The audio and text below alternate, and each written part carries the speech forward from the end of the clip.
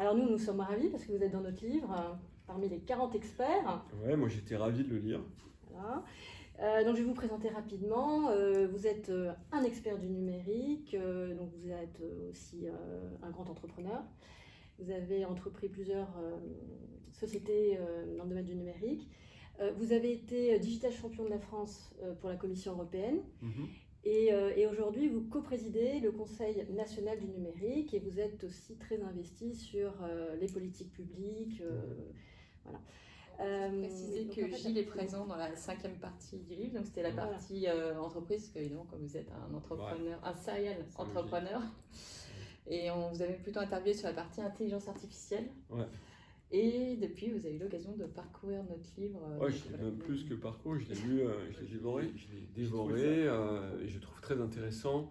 En fait, c'est vraiment quelque chose qui m'intéresse, c'est le lien entre la technologie et l'humain, et en particulier comment ça interagit l'un par rapport à l'autre. C'est-à-dire comment la technologie finalement nous influence et comment nous, avec nos projections, de la façon dont on voudrait le monde, on fait la technologie.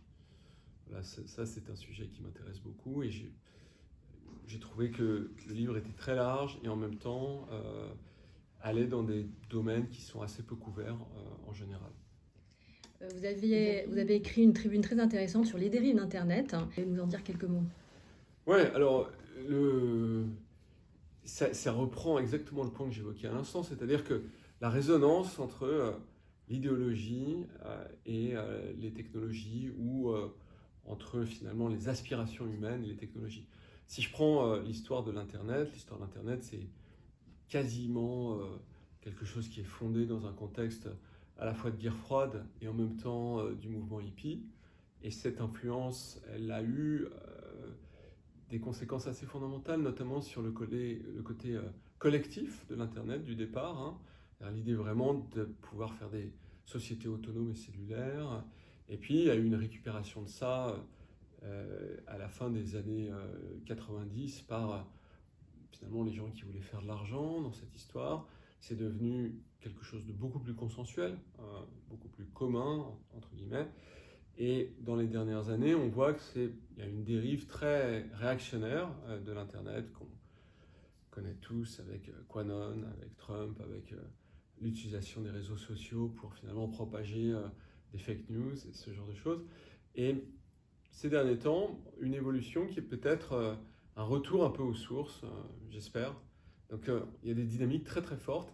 Et encore une fois, c'est une résonance entre la technologie et les aspirations qui me semble être le phénomène peut-être pas très étudié et absolument passionnant. Et donc ça reprend pas mal, je pense, quelque chose que vous essayez de faire sortir dans votre livre, Cerveau droit, cerveau gauche. Donc les réseaux sociaux, dans les années 90 ou 80, les technologies de l'information, de World, qui était le premier réseau social utilisant l'Internet, l'idée c'était de dire on va amener la connaissance pour tous, on va distribuer, il n'y aura plus de différence entre les riches et les pas riches.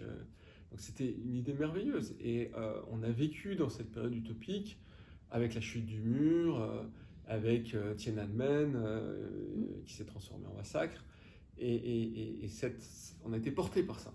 Puis après on a eu cette contre-réaction qui a été extrêmement brutale et dans laquelle s'inscrivent les réseaux sociaux qui ont été finalement des bulles d'enfermement, des propagateurs de fake news, des discours de haine.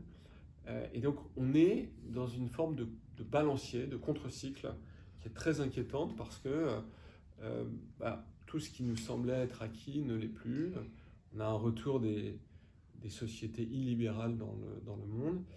Et je crois qu'on arrive à un moment, notamment d'un point de vue technologique, où on rentre dans une nouvelle ère qui est aussi le constat que l'on fait de l'échec de cette ère, c'est-à-dire où il y a des méta-plateformes qui sont à la fois extrêmement centralisatrices et en même temps extrêmement problématiques sur la façon dont elles gèrent les contenus. Et donc cette nouvelle ère, ça serait le retour à l'utopie initiale du Web 3, où on aurait des systèmes qui seraient beaucoup plus autonomes, notamment parce que le Web3, c'est aussi les blockchains qui permettent de faire des sociétés autonomes.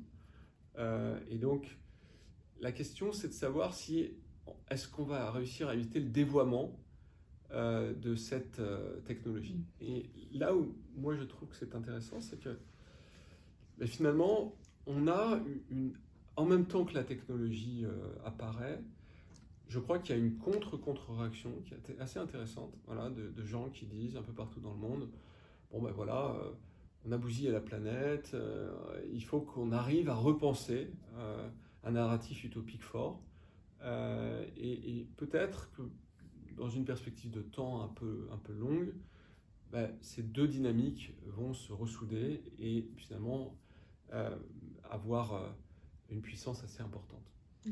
Et quelles sont les personnes de la tech aujourd'hui qui pourraient faire qu'on retourne vers le premier idéalisme, on va dire, qui était libertaire?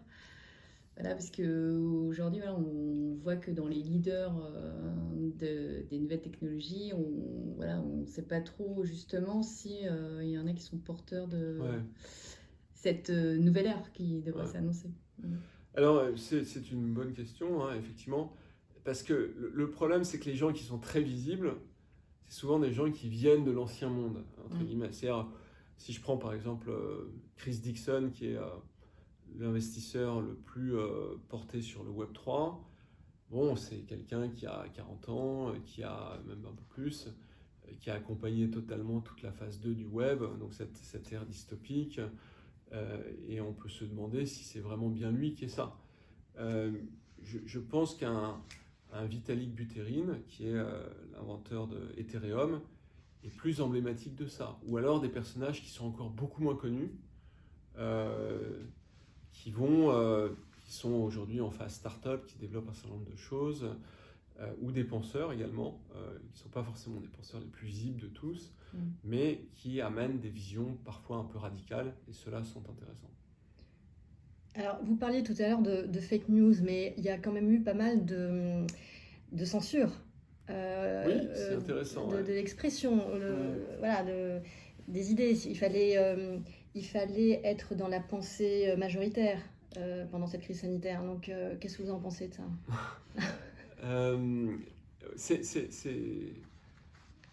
C'est vraiment intéressant parce qu'effectivement, aujourd'hui, il y a l'idée qui vient d'ailleurs de droite comme de gauche, qu'on est censuré par l'autre côté.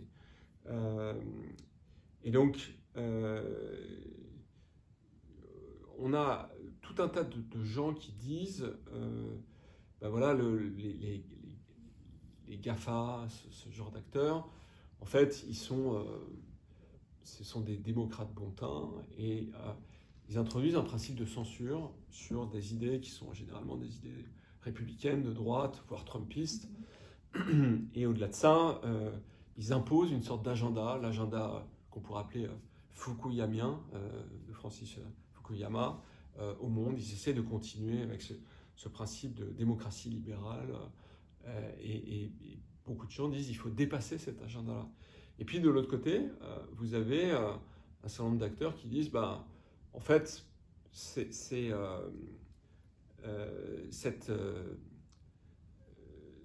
pensée de droite, entre guillemets, elle est extrêmement dangereuse, il faut qu'on arrive à la contrôler. Voilà, donc on est plutôt dans un rétrécissement de la pensée, avec des radicalisations. Donc la radicalisation à droite, on pourrait dire c'est Trump, de l'autre côté c'est ce qu'on pourrait appeler le mouvement woke. Ce sont des débats qui sont ouverts, mais je pense que de tout ça est en train de sortir, notamment sous l'influence de la technologie, quelque chose qui est une ligne de fuite, où cette idée communautaire est extrêmement présente. L'idée communautaire est très présente, et l'idée d'action aussi est extrêmement présente. Et c'est intéressant parce que l'une des caractéristiques du Web3, c'est que c'est un web transactionnel, c'est pas un web informationnel.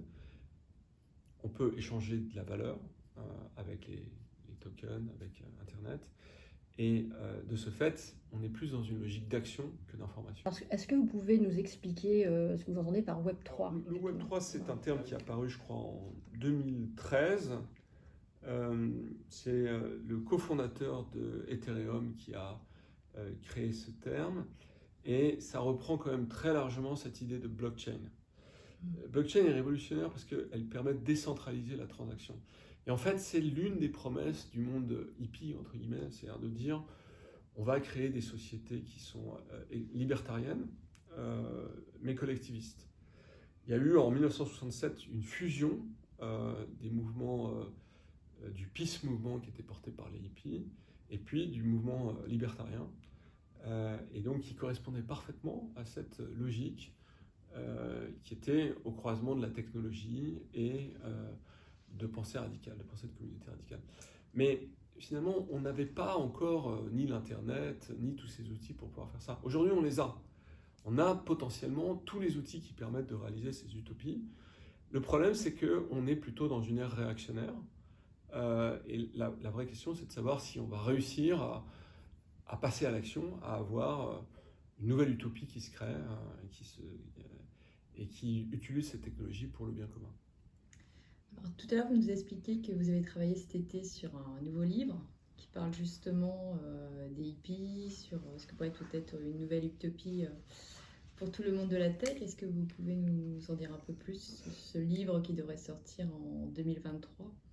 Oui, alors l'idée c'est de parler de l'influence effectivement du mouvement hippie, des courants spiritualistes et aussi de la science-fiction dans toute cette période de création de l'Internet, et de montrer que finalement ces dynamiques-là, elles ont perduré jusqu'à aujourd'hui sous différentes formes. Elles ont été recyclées, notamment dans les idéologies politiques, et qu'on ne peut pas réussir à créer quoi que ce soit de grand sans être porté par une forme d'aspiration à quelque chose de commun, de collectif. Donc c'est ça l'idée de ce livre sur lequel je travaille. Et que pensez-vous du métaverse, justement, dans ce cadre-là ? Ça va nous amener vers quelle nouvelle spiritualité, peut-être ? Oui. Ouais. Alors, le métaverse, c'est une des sous-composantes du Web3. Certains disent que ça n'en fait pas partie, d'autres que ça en fait partie.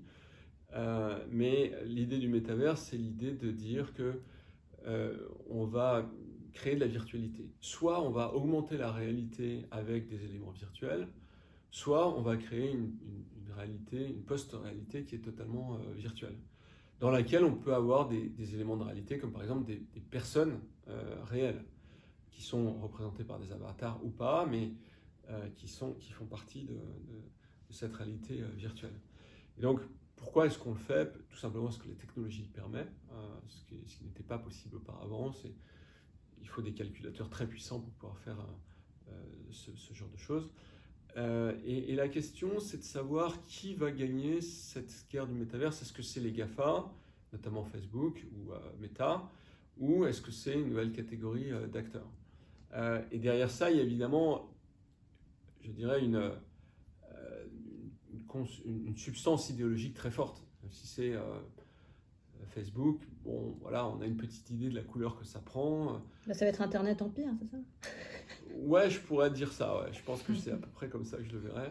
Si c'est des petits acteurs, ça va être un petit peu différent. Alors, ça pose plein de questions. La première d'entre elles, c'est comment est-ce qu'on se comporte dans un monde virtualisé ? Est-ce qu'on se comporte mieux que dans un monde réel ou pas ?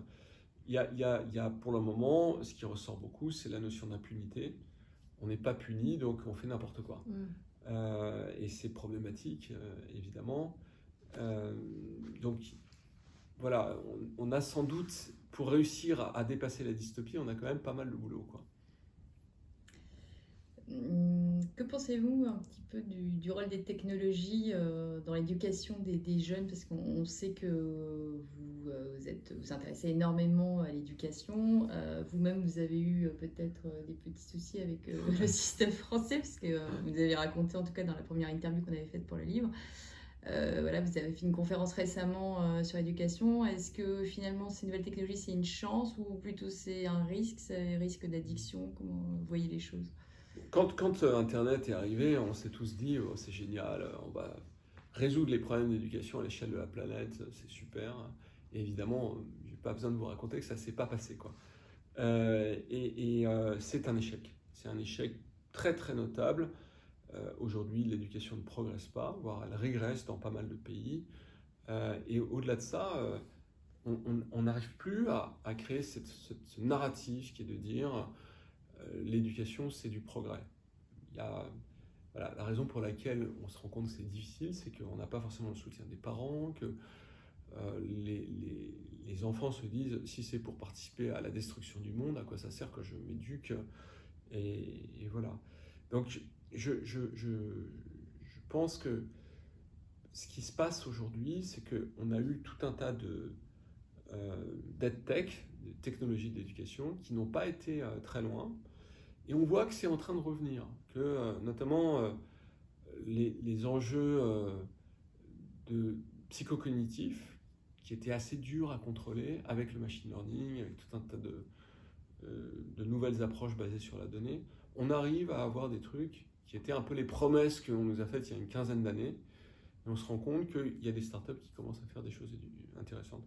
Il y a par exemple aujourd'hui un certain nombre d'acteurs qui apparaissent sur le fait d'apprendre à lire en autonomie. C'est-à-dire que vous donnez une tablette à un petit enfant de 4 ans, et puis sous forme de jeu, de façon ludique, il va apprendre à lire tout seul. Voilà, ça c'était la promesse initiale, on n'a pas réussi à y répondre, on commence à y répondre. Et donc on est dans vraiment ce que moi, qui est un peu le cœur de mon livre, c'est de dire que pour qu'on réussisse à faire ce monde de demain, il faut finalement avoir évidemment utiliser cette technologie, mais avoir de la conscience dans cette technologie, et puis avoir du collectif aussi. Je ne sais pas si on est sur le point d'avoir ça, mais je vois tout un tas de petits signaux qui me poussent à croire que c'est sur le point de survenir.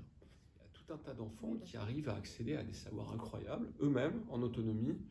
Donc on voit bien que ce truc n'est pas sec, on n'est pas arrivé au truc ultime à cet égard, et que l'interdiction n'est probablement qu'une solution intermédiaire, au pire.